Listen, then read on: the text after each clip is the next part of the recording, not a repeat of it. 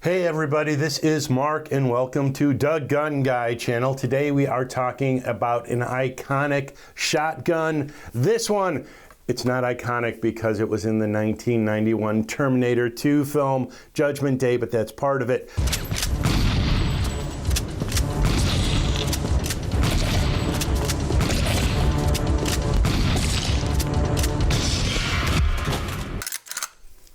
I'll be back.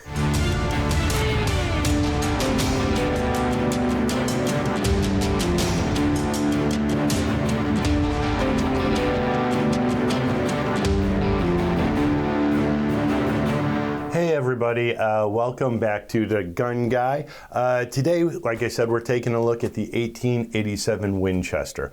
If you've been enjoying our videos, liking them, learning something, commenting on them, please follow, like, and subscribe. That way you'll be some of the first to know about any new videos that we put out. So today what we're going to do is we're going to take a brief look at the history of this specific gun. I'll mispronounce some words so people have something to comment on, and then we will do an unboxing, and we're going to put a recoil sleeve on this shotgun as well as wrap the handle, because this is not a true unboxing. I have actually shot 5 slugs out of this gun, and I have to say it was one of the most unpleasant experiences I've ever had outside of a proctologist office. Moon River. Whew. Thank you, Doc. You ever serve time? So today we're taking a look at basically a clone or a replica of the Winchester model 1887. And this is really a similar design to the Winchester 1901, but the 1901 had some improvements. We'll get into that as we move along. The model 1887 was actually one of the first successful repeating shotguns. It was a lever action design, and it was chosen so because at that time Winchester Repeating Arms Company was really known as a manufacturer of lever action rifles like the Winchester model 1873, which is kind of known as, the gun that won the West. So you'll see that specific rifle in almost every Western that you will ever see. Mind if I look at your Winchester? Prior to this type of repeating shotgun, there were basically single-shot shotguns and the double-barrel coach guns. So Winchester approached John Browning, and they asked Browning to design a repeating shotgun. He suggested that a pump action would be more appropriate for a shotgun than a lever action. But Winchester, being a company that was known for lever action rifles, wanted to stay true to their brand and said, we'd really like a lever action gun. To their credit, they later did come out with a pump action, but that wouldn't be until, I believe, 1893. So Browning did what he was asked, and he came up with the Winchester 1887 shotgun. The design was not great. One of the problems outside of it just being a little clumsy in the action was that they were going from black powder to smokeless powder. And the smokeless powder basically had a much higher charge. And the 1887 just could not handle that type of power. So that was corrected in the 1901. In regard to the 1887, it was offered in 2 gauges, both a 10 gauge and a 12 gauge model. The 12 gauge variants used a 2 5/8 shell, and the 10 gauge variant fired a 2 7/8 shell. The standard barrel length at the time was 30, with a 32-inch available as a custom order. Then in 1888, a 20-inch barrel version came out, and it could be ordered, and that one also was available with Damascus steel barrels. All of the original 1887s and 1901s came with this beautiful monogrammed logo of WRA, which stood for Winchester Repeating Arms. By the 1900s, it became obvious that the 1887 was just not strong enough to handle the smokeless powder shells. And so they redesigned it to be a stronger version of that gun, and that was the 1901. Now, the 1901 only came out in 10 gauge, and that wasn't because Winchester had a particular preference for a 10 gauge over 12 gauge, but what it really was is that Winchester at that time had finally kind of given way to John Browning and came up with the 1897 pump action shotgun, which was selling like hotcakes, and that was available in 12 gauge. So they really just didn't want to, compete against their own brand. Now, in regard to modern day clones or replicas of these guns, there are several companies that are trying to make them or have made them. And they're principally used nowadays for cowboy action shooting competitions. Two of the more popular manufacturers are the Norinco, which is a Chinese manufacturer, and the Chiappa, which is an Italian firearm. And now Cimarron has entered this market with their version or their clone of the 1887. And we're going to take a look at that clone in this box right now. All right, so let's take a look at what's in the box. It's actually a pretty cool box, by the way. So it says Cimarron Firearms Company, Vickensburg, Texas, and then the highest quality standard since 1984. I am assuming that means the company and not the dystopian novel that we are marching into. So let's open it up and see what we get.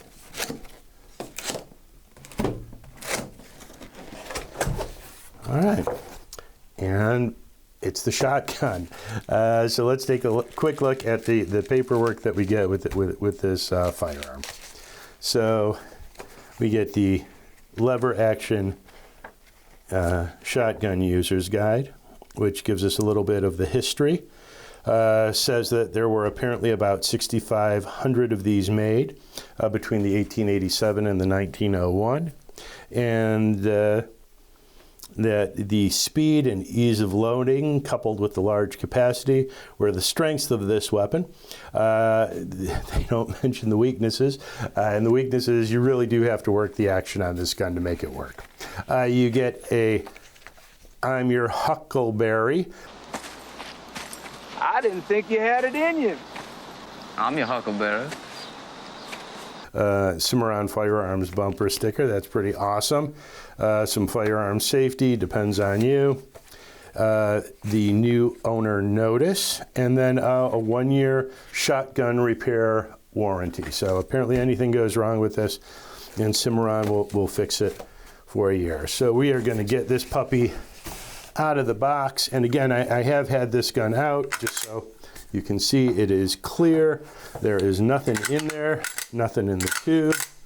So we are good to go with this gun, and let's take a look at it once we get this out of the way. Now that we got it out of the box, we can start taking a look at this gun. And as I said, it's got a beautiful logo, and it really is a nice homage to the Winchester repeating arms logo. Even kind of has the W in there. But as you can see, there's a C for Cimarron and FA for firearms inside that. So this gun, as far as appearance goes, really, really looks just like an 1887. Now the good part is when they made this clone or replica, the insides actually are more akin to a 1901. And specifically, this has a double extractor, which is a significant bump up to the 1887. So just see if you can see in there. And again, we'll fire that right now. So on this gun, the stock and the wood on this is a walnut, which is just really, really pretty. The butt itself is also very akin to the 1887 design. The barrel on this gun is 20 inches, and it does have a brass bead at the top. The muzzle diameter on the gun is 0.729 inches, which would make this a 12 gauge shotgun. And that's really the only gauge that this gun comes in. The weight on this gun is 7.84 pounds. So it is heavy, it's sizable. This would be a task to carry around all day. It honestly feels a little bit heavier than that, but the manual does say it's 7.84 pounds.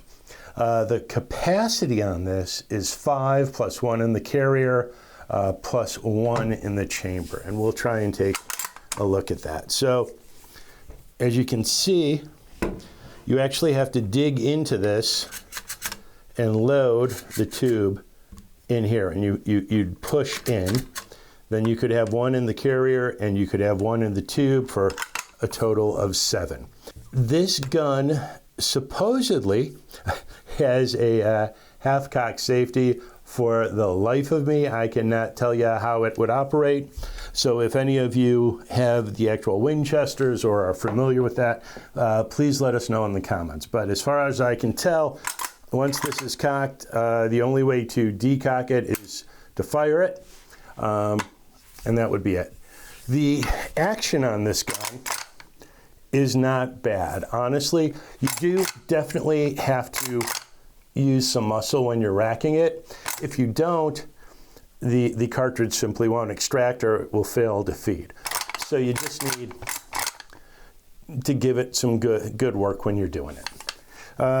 In regard to the trigger pull, it is supposed to be right around 4 pounds. So what we're going to do is we're going to get our tool and we are going to measure what the trigger pull is on this specific gun. So also, you will see that there is some engraving on the barrel. It says Cimarron Firearms, Vicksburg, Texas, USA. It is a 12 gauge and it takes 2 3/4 shells. Honestly, I don't know if it would take the shorties or not, but 2 3/4. The model is the Cimarron 1887, and it is manufactured in the People's Republic of China. So this is not a USA-made gun, but it still is a pretty good clone or replica of a famous American gun. So now that we've got that done, let's take a peek and see what the trigger pull is on this. All right, and we've got 2 pounds, 15.8 ounces.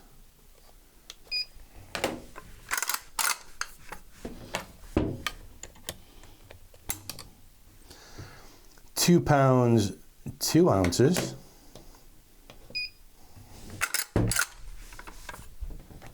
And 1 pound, 13.1 ounces. So trigger on this is really pretty light. But as I also said, the kick on this gun is pretty significant.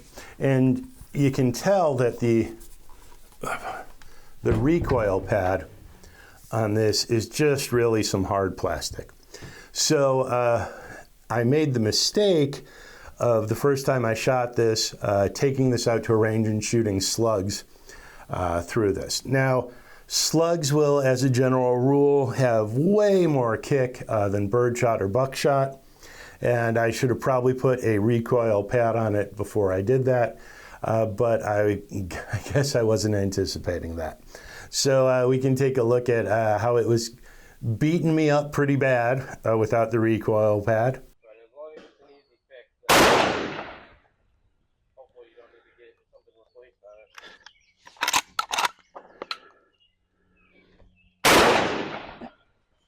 And it kicks like a mule. Ooh, I can hear it. Ooh. Ooh. Two's enough. And now you understand why we are going to put a recoil pad on this gun before we take it out again. And since we cannot shoot birdshot or buckshot at a target at the place that we're going to try and shoot some skeet with a lever action shotgun. So that should be interesting. The other thing that we're going to do is we're going to wrap the lever, because when your knuckles are working the gun, right, it will keep hitting there. And eventually it'll get, well, you can see even just that little bit got me a hair red. So if you're shooting all day with it, you don't want that. So we're going to learn to wrap this handle. We'll put a recoil pad on. And honestly, we'll take it out to the range, shoot it again, and see what we think. But as far as just the quality of the gun, really happy with it. And again, it shoots like it is a 1901 or an 1887, meaning if you're not going to work this action hard, you're not going to be happy with it because it's going to fail to extract and it's also going to fail to load. So let's take a look at what we have to make the gun a little more comfortable to shoot right now. And I got these basically off of Amazon. So this is just a lever wrap. I do this with my rifles. And then we have Original Power, which is a recoil sleeve with the pads in it already. And I am planning on using this I was planning on using this to shoot cowboy action. I was going to shoot Wild Bunch with this. And also, I believe they made this legal for regular competition in cowboy action. I will say, after playing with it a little bit and trying to load it quickly, I think I'm going to stick with my double barrel shotgun because I am much faster, which is surprising. This is really challenging to try to load quickly. But let's start with the recoil sleeve. All right, so just loosen this up, hopefully, so that we can get this on. Now, I've also had some comments that, people say if I'm not an expert with a gun, we shouldn't be doing a video on it. Part of why I do these is so that we can kind of share the journey of learning about this gun. And I'd rather share that journey and learn with you than pontificate. So that's kind of why I don't like to handle the gun or become an expert at it prior to doing the videos. And I don't know if I'm going to become an expert at it, period. Let's see, so this still needs some more play. So we're going to take that out. Trying to be lazy and not have to rethread this whole thing. So that might not be working too well. Let's see.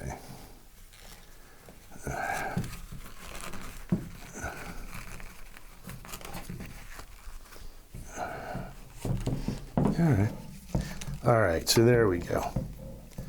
Got it. I'm just gonna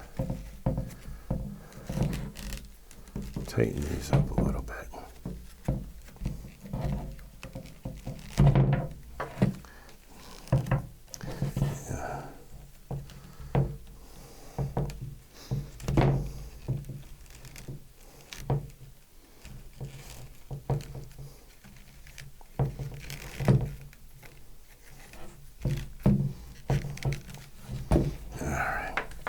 So that seems to be on pretty good. And we are just going to tie this up.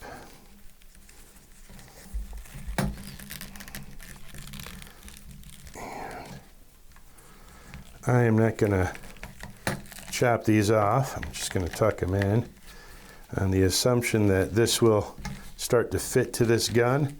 And I will probably need to retighten this several times. But that hopefully feels much better. So now we'll go real quick to the lever handle.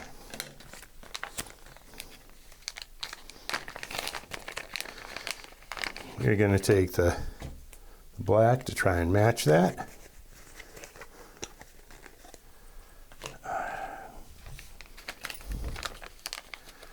Take the cord, we'll take one of the needles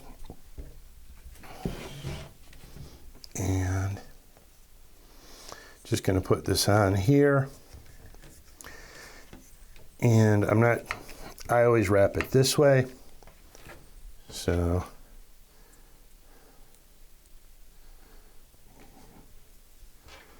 I'm going to do that.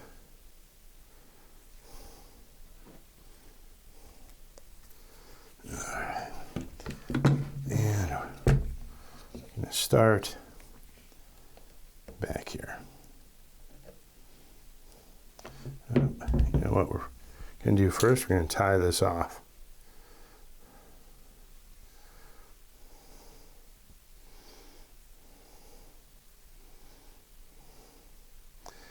It has been quite some time since I've had to do this. So let's see if I get it right.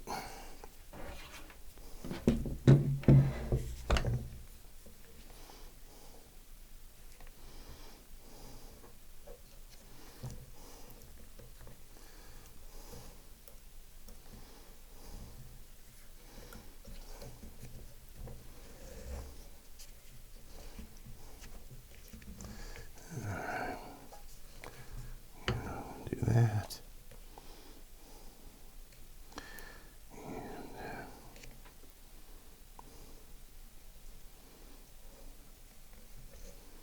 I'm going to do a cross stitch once we get it rolling.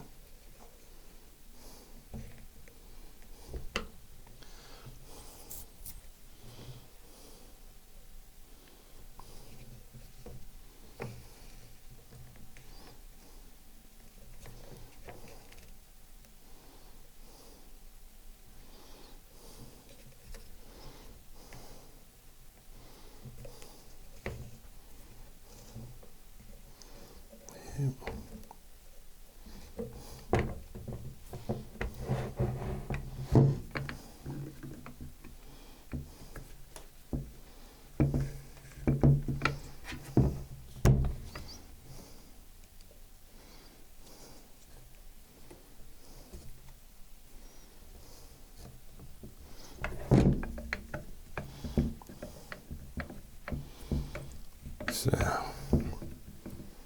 once you start the pattern, should be good, and really you just want to make sure that you have the handle so that,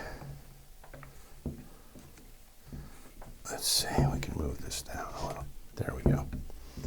So that your knuckles are not hitting metal.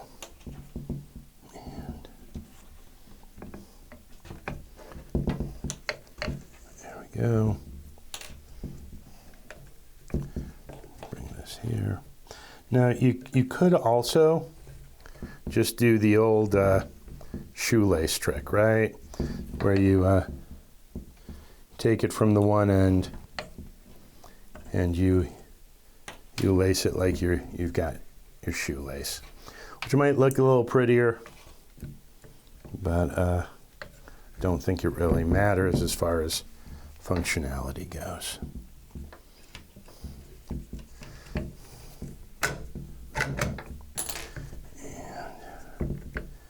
take that and pull that through there.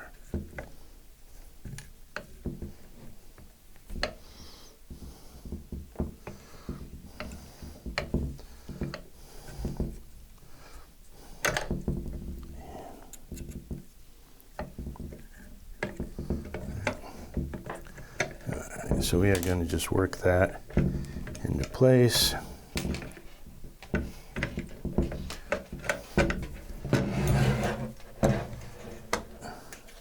And it actually came out pretty darn good. And my sewing is less than stellar, but I think that we can tie it off that way. Add another knot to it, and just cut that off with a pair of scissors, and there we go. Get your NRA blade when you join, and your handle should be good. And again, can fidget it a little bit, but really much much smoother and much easier on the knuckles. We're going to take this out to the range, show you how it does.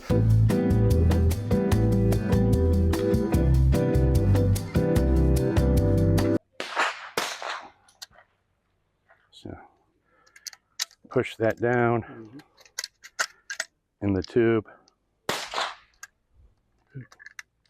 Down in the tube and put up the 5 there. Then we can put one in the cartridge.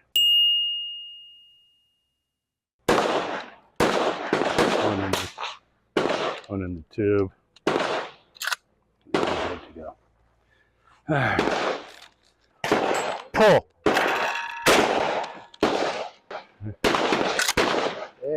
There we go. And pull.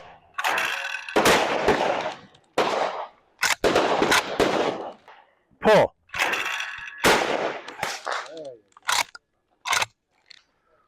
Pull.